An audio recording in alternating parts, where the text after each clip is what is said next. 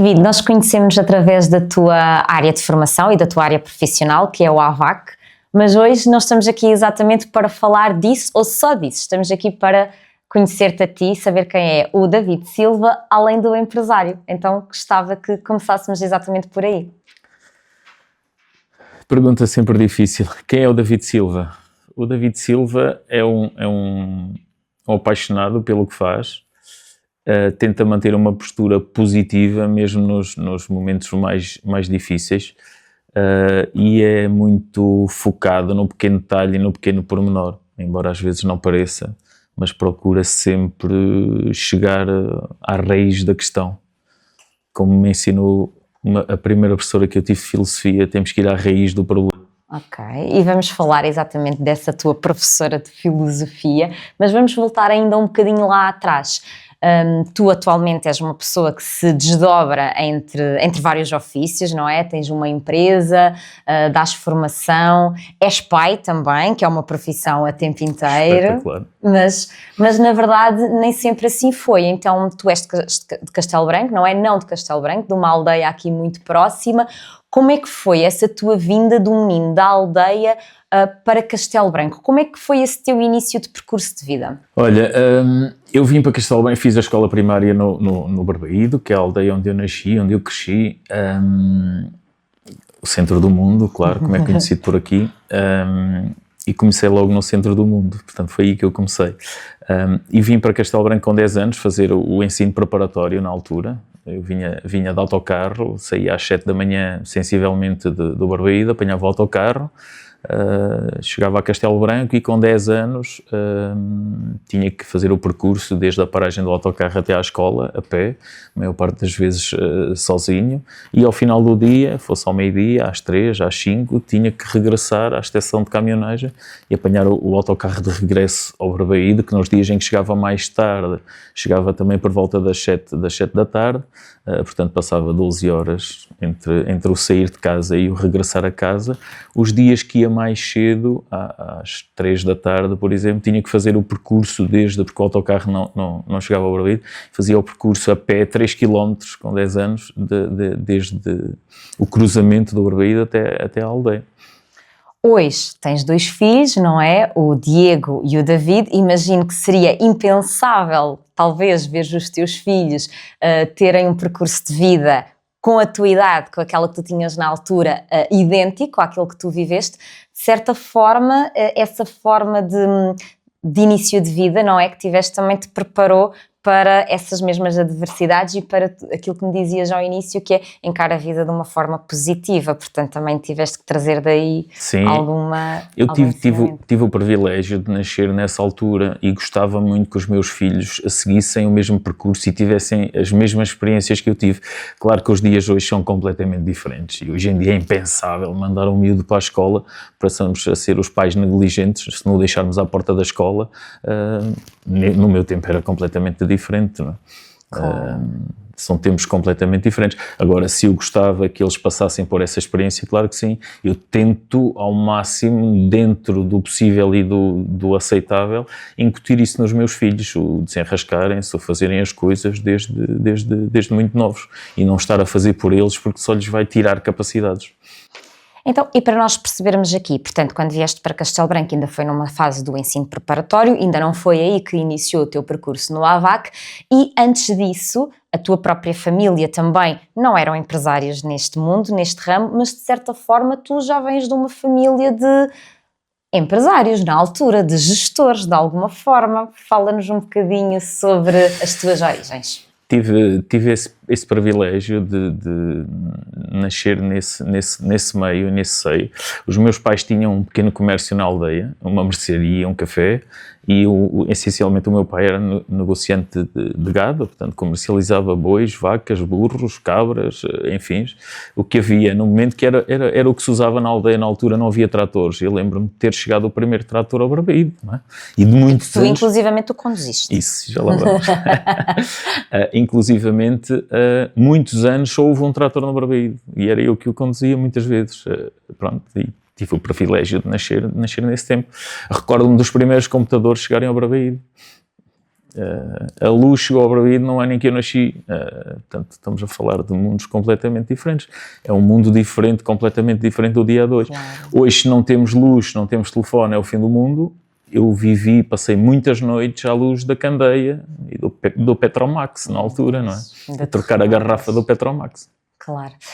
E, portanto, este teu percurso, este teu início de percurso nesta área profissional, que ao fim e ao cabo também é isso que nos traz aqui hoje, começa anos mais tarde, mas numa fase em que tu acabas por enverdar no ensino profissional, através do centro de formação, correto? Ou Sim. seja, o que é que te levou exatamente a isso? Onde é que tu viste que é por aqui que eu vou seguir o meu futuro? Olha, a minha vida desde o início nunca foi muito feita de escolhas, dizer eu quero fazer aquilo. As coisas foram aparecendo e surgindo naturalmente. E essa foi uma delas. Eu cheguei ao ensino profissional como todos chegavam na minha altura. Os piores alunos do ensino secundário eram recambiados para o ensino profissional ou deixavam de estudar. Eu tive a sorte e o privilégio de nascer numa família que tinha algumas posses e que me podiam apoiar nesse sentido e que me incentivaram e motivaram muito a estudar. Mas para teres uma ideia, a minha irmã nunca chumbou um ano e completou o 12º ano. No 12º ano na altura não, ela chegou aos 18 anos, fez até ao 9º ano na altura e depois deixou de estudar por opção. Que era o natural naquela altura, as pessoas tinham que trabalhar, ajudar as famílias, queriam criar alguma independência e na altura de alguma forma tínhamos ali um papel aos dias de hoje, um bocado difícil, porque eu trabalho desde miúdo, desde que me lembro de ser gente que ajudava os meus pais, tinha que o fazer, fazia de uma forma natural e espontânea e não recebia nada em troca por isso, não tinha um vencimento. Portanto, as pessoas chegavam aos 18 anos, queriam fazer as suas coisas, queriam sair à noite, queriam ter dinheiro sem estar dependentes dos pais. Isso... Claro. Então, na altura isso era natural, portanto enverdar pelo ensino profissional, não é? Era o natural, era começar a trabalhar, como tu próprio disseste, para ajudar a família, mas já há aí uma sede, que também já falaste dela, né? Uma sede de aprender, de saber mais, e como é que dás um salto do ensino profissional, supostamente para ingressar no mercado de trabalho, mas dás um salto para o ensino superior para tirar engenharia? Como é que isto acontece? Mais uma vez, olha, eu nesse meu percurso eu vou parar ao ensino profissional. Na altura foi duro.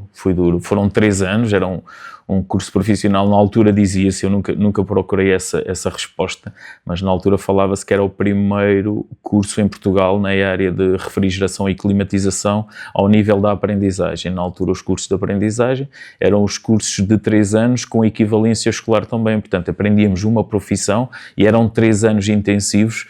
E foi muito duro. Olha, na altura os meus colegas do secundário começavam as férias em junho, julho e nós só tínhamos o mês de agosto de férias, portanto era muito duro. Nós passáramos ali o mês de julho essencialmente em que os nossos colegas iam para a piscina, saíam com os amigos, estavam de férias e nós tínhamos que continuar ali a estudar e a trabalhar. Numa idade com 17, 18 anos era duro na altura e portanto pensei várias vezes em desistir. Eu fui um pouco empurrado para o ensino profissional por uma professora que eu tinha na escola, a professora Adélia Guerreiro, nunca mais me vou esquecer dela.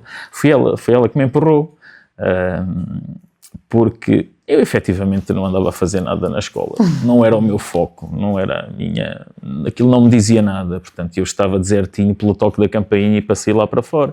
Eu era seguramente dos piores alunos que ela tinha e mais difíceis de aturar. Eu sempre pudesse perturbava, portanto não era o meu caminho.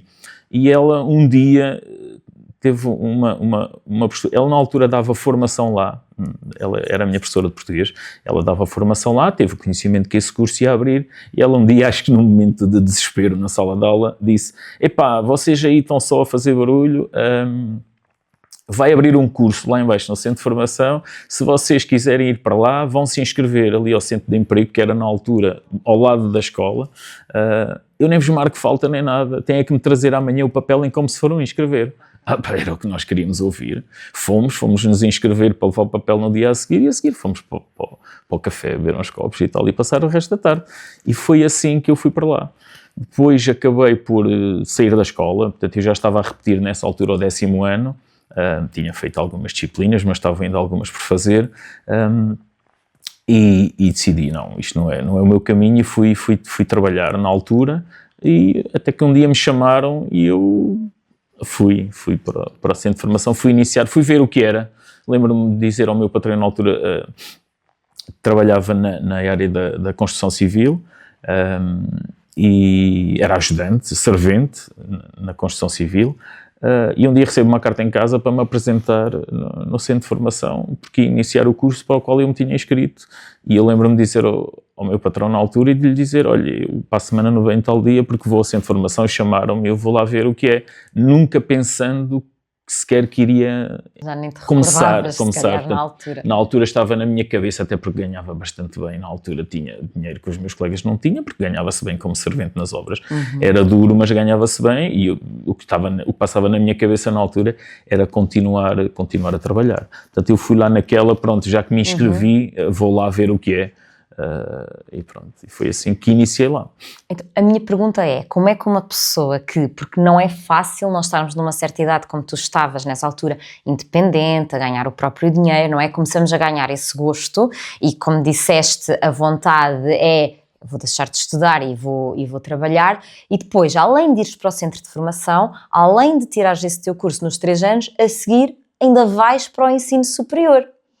Como é que surge aqui esta motivação? Sim, olha, nós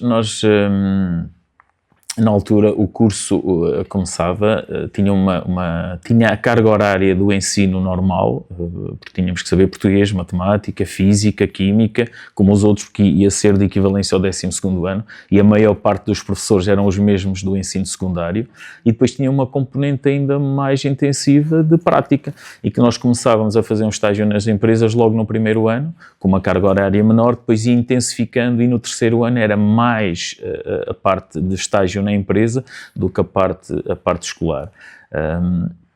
E eu tive o privilégio de passar na altura nas melhores empresas de Castelo Branco, e logo depois de terminar o curso, para além de ter ficado a dar formação, porque havia falta de formadores nesta área, acho que foi um dos problemas do nosso curso na altura, vinham muitos formadores de fora, havia falta de formadores, e eu tive o privilégio de ir trabalhar para uma empresa onde trabalhei com dos poucos engenheiros que faziam projetos nesta área na altura.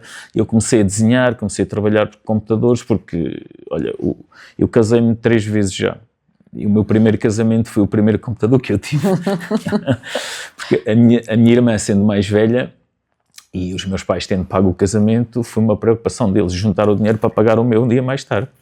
E eu consegui convencer os meus pais, mais a minha mãe, que não me queria casar e que aquele dinheiro pudesse servir para ter o meu primeiro computador. E foi isso que foi feito. Portanto, eu já tinha computador na altura, fui dos primeiros a ter computador lá no Barbaído, e já tinha computador, e já era uma coisa natural para mim. A formação também tinha uma componente muito grande de informática, e eu comecei a desenhar com eles e comecei a fazer projetos com eles. E eu vi muitos projetos que eu fazia quase do início ao fim, e eles colocavam a assinatura no final, e eu pegava naquilo e ia entregar ao gabinete de projeto, e se calhar isso mexeu um pouco aqui comigo e fez-me pensar, não, eu um dia tenho que conseguir fazer isto também, e tenho que ser autónomo e capaz. E tive um patrão espetacular que sempre me motivou e sempre me incentivou a isso, deu-me condições que não dava a quase mais ninguém, foi muito positivo. De uma forma geral, tive pessoas muito boas sempre ao longo da minha vida.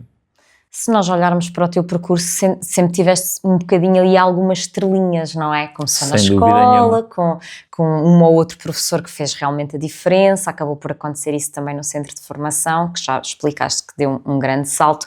A nível empresarial também, as pessoas com as quais foste lidando também deram essa grande alavancagem, mas tu hoje és o que és, tens o que tens, mas começaste realmente muito lá de baixo, ou seja, tu compreendes tudo o que é a parte operacional do trabalho, porque já tiveste que o desenvolver. De que forma é que tu sentes que isso, sentes com certeza que isso é uma grande mais-valia para aquilo que tu és na tua empresa aos dias de hoje? Sem dúvida, porque eu comecei mesmo pelas bases, para já comecei com uma coisa que agora há mais já bastante, felizmente, mas na altura não havia livros desta área, não havia, as pessoas não estudavam sobre esta área, e eu comecei logo com uma carga muito intensa de formação nesta área. Todos os meus colegas de formação estão bem, aqueles que realmente seguiram, e são ainda bastantes, que seguiram esta área, são dos melhores técnicos que temos no país, porque começámos com uma componente teórica logo muito grande, e o podermos ter uma parte prática em que podemos errar várias vezes, isso faz toda a diferença, porque quando tu trabalhas numa empresa não podes errar, porque estamos a falar de prejuízos, estamos a falar de desperdícios, e na formação não é nada disso, tu podes errar até otimizares, até melhorares, e efetivamente comecei pelas bases. Comecei como ajudante, comecei como estagiário, ajudante, técnico, e depois fui evoluindo ao longo da vida. Depois tirei o curso de engenharia, tive uns anos a trabalhar noutras áreas, que realmente hoje trazem muitas valências em muitas áreas, em temas muito dispersos e diversos, e pronto.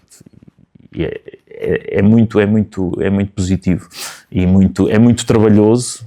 Estamos a falar de muitas horas de trabalho, muitas horas de dedicação, em que não posso dedicar à família o quanto gostaria, não posso dedicar aos filhos o quanto gostaria, mas temos que abdicar de algumas coisas, se queremos ser realmente bons e fazer o que eu entendo, que nos devemos focar e que devemos melhorar todos os dias, temos que dedicar algum tempo a isso. E foram muitas horas sem dormir, agarrado a temas.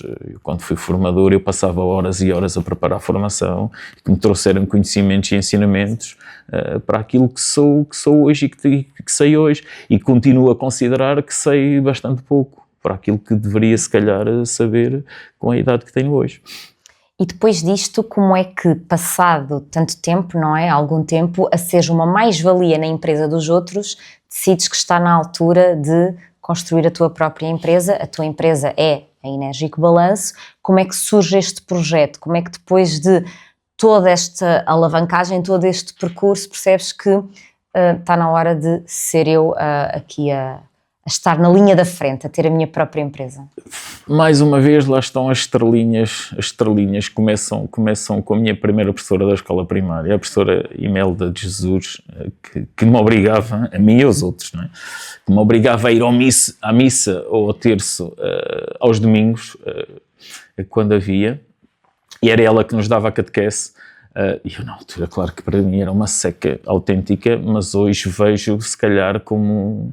Sou um homem de fé, tenho muita fé, e se calhar começou nessa altura. Mais uma vez, eu nunca pensei ter uma empresa, e as coisas apareceram e surgiram naturalmente. A Enérgico Balanço foi constituída para um projeto muito específico, era um projeto a 3 anos, o Enérgico Balanço vem disso mesmo. Foi um nome, na altura já havia as empresas na hora, e escolhi no catálogo o nome para ser mais rápido, e foi constituída para concorrermos a um projeto na altura, muito vocacionado para as auditorias energéticas, onde a minha esposa começou também, porque estudámos os dois e concorremos a isso, e tínhamos que ter uma empresa constituída, e ela foi constituída para isso, com o propósito de fechar ao fim do projeto, ao fim dos 3 anos. Eu, entretanto, trabalhava numa empresa bastante grande aqui na zona, na área do AVAC também, e depois, naquela crise da construção, entre 2008 e 2012, a empresa acabou por fechar, e eu fiquei ali um pouco, o que é que vou fazer agora? E foi quando depois peguei na Enérgico Balanço e fui caminhando. E já lá vão 14 anos. 14 anos desde a Constituição, parece que foi ontem. De um projeto que era algo temporário, portanto, sim, passageiro. Sim. O meu filho faz 15 anos, o meu filho mais velho faz 15 anos este ano, e ela tem 14. Portanto, e foi o teu segundo filho, neste caso. Sim. Boa. E, David, aos dias de hoje, eu sei que tu trabalhas muito com grandes instalações e soluções completas. Ou seja, tu poderias dar a resposta a pequenas necessidades, mas a realidade é que a tua empresa também é muito direcionada para estas áreas, IPSS, estamos a falar de também municípios, grandes estruturas. Como é que vês isto? Uma mais-valia, ou como é que o caminho foi direcionado desta forma? Olha, isto é uma área, eu considero esta área, também talvez por estar todos os dias nela, das mais exigentes, se não a mais exigente do mercado. Nós trabalhamos desde a eletrónica, ou seja, as grandes cadeiras de uma faculdade, de uma universidade nesta área, nós temos que as abordar e temos que as tentar dominar todas, e é quase humanamente possível dominarmos todas as áreas. As grandes instituições vêm, se calhar, na visão, no foco que eu fui tendo ao longo dos anos. Eu não considero, por exemplo, que tenha concorrentes em Castelo Branco. Não são as empresas daqui que me movem. Eu sempre tentei seguir os maiores e os melhores. Eu sempre tentei concorrer e competir com aqueles que vêm de Lisboa, do Porto, vêm aqui fazer o que nós podemos fazer tão bem ou melhor que eles, até porque estamos no nosso território. E foi sempre desde o início que eu tentei desenvolver aqui. Eu comecei a fazer auditorias, começámos com a minha esposa, aquele projeto, auditorias energéticas, e não só, havia muitas pessoas e muitas entidades envolvidas no projeto, que também nos dão uma dimensão e uma visão completamente diferente, mas auditorias energéticas, quer dizer, 99% da população aqui nem sabia do que é que estávamos a falar. Portanto, isso também nos dá uma visão completamente diferente da coisa. E, claro, eu começar do zero, eu comecei completamente do zero lá no vão de escada, como se costuma dizer. Começar do zero nesta área é desafiante, eu vejo isso na altura, mas eu na altura tinha uma força e uma garra, também senão se calhar, muito jovem, se calhar nunca me teria metido nisto. Mas tentei sempre fazer diferente dos outros, para também me conseguir diferenciar um pouco do mercado que já existia aqui, porque havia e continua a haver empresas muito boas e que fazem um trabalho excelente nesta área, em Castelo Branco. E eu sempre tentei fazer um pouco diferente do que eles fazem, e lá está, sempre tentei ir à procura onde é que eu sempre que via uma carrinha de uma grande empresa a nível nacional, eu tentava perceber onde é que eles estão a trabalhar, o que é que eles estão a fazer, ia-me lá meter, ia perceber, mas o que é que eles fazem aqui, o que é que eles não fazem, será que eu também consigo fazer? Esse sempre foi o meu foco e a minha preocupação. Eu fico mais preocupado em ver uma carrinha de um concorrente, entre aspas, de Lisboa ou do Porto em Castelo Branco, do que propriamente das outras empresas, claro, que é o mercado natural a funcionar. Isso também demonstra, de certa forma, que a tua visão também já foi sempre bastante à frente, ou seja, nunca olhaste para isto como obstáculos, mas sim como possibilidades de crescimento, não é? Como possibilidades. Claro que sim, claro que sim. Esse tem que ser o foco, e dominar os temas e fazer o que os outros não fazem, acho que sim. Ou seja, oferecer o que os outros não têm para oferecer, porque se estás no mercado que te vais diferenciar pelo preço, acho que vais estar pouco tempo. Tens de diferenciar pelo serviço, pelo nível do serviço, ou por fazer o que os outros não conseguem fazer. E depois tive o privilégio também, desculpa interromper-te, tive o privilégio também de trabalhar numa empresa muito grande que me abriu os horizontes. Eu fiz muitos anos o caminho daqui para Faro, porque fizemos uma obra no aeroporto de Faro, e fiz muitas vezes o trajeto, porque são obras muito grandes. Eu trabalhei em obras muito grandes a nível nacional, claro que te dão uma visão e uma abrangência completamente diferente, não é? Isso deu-te a possibilidade de também ter uma visão fora daqui, não é? Fora do interior, e perceber como é que as coisas funcionavam mais globalmente, não é? Sim, mas se calhar 90% do nosso trabalho nos dias de hoje está aqui. Tenho pessoas a pedirem para ir a Lisboa, ir ao Porto, ir a Leiria, ir a Coimbra. Nós vamos pontualmente, porque o mercado existe e ele está cá. Simplesmente deixaram de vir os de Lisboa e do Porto fazer, ou Coimbra, ou Leiria, e fazemos nós. Esse é o nosso grande desafio, o nosso grande objetivo. E nós já lá vamos para perceber, porque também a ideia é perceber em que é que a tua empresa sentes que se destacam realmente dos restantes, e eu tirei da tua biografia que dizes que a tua fórmula para o sucesso é trabalho, dedicação e paixão. Num setor tão técnico como o AVAC, como é que a paixão se enquadra aqui? A paixão no AVAC enquadra-se, a minha opinião é que enquadra-se como em qualquer outra área. Se não tens paixão, se não tens gosto para aquilo que fazes, é muito difícil. Agora, eu desde muito novo, eu nunca tive muitas opções, sabes? As coisas tinham que ser feitas, elas tinham que aparecer. Eu tinha que ir mudar a cama às vacas, eu tinha que... Não era opcional, não gostava de vir lá com os pés todos borrados, não gostava. tinha que ir tirar o leite às vacas, por exemplo, tinha que ir guardar as ovelhas, fui pastor durante algum tempo da minha vida também, passei umas férias, um verão inteiro como pastor.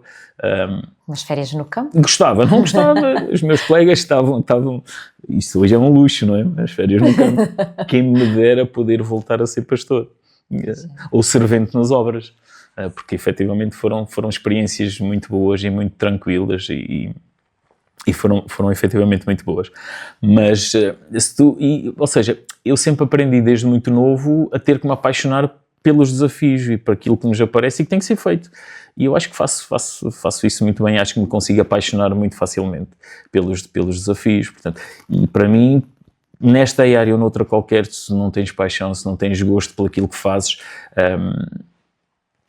pensa seriamente em mudar, em fazer outra coisa, ou então das duas uma, ou aprendes a apaixonar-te, que é isso que eu faço, claro. Ou então tens que arranjar uma coisa pela qual te possas apaixonar, porque senão acho que a vida também não faz muito sentido.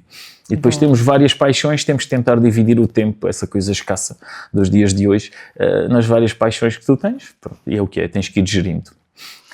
David, e é exatamente sobre paixões que nós vamos falar na nossa próxima conversa, porque tu não és só empresário, não te dedicas só à tua empresa, tens muitas outras valências aqui também que nós vamos querer conhecer, agora mais numa perspectiva do David em contexto empresarial, em contexto de trabalho, e eu resta-me agradecer realmente por este bocadinho que nos deixaste aqui hoje para te conhecermos melhor, e vamos continuar a conhecer-te melhor já na nossa próxima conversa. Obrigado, eu.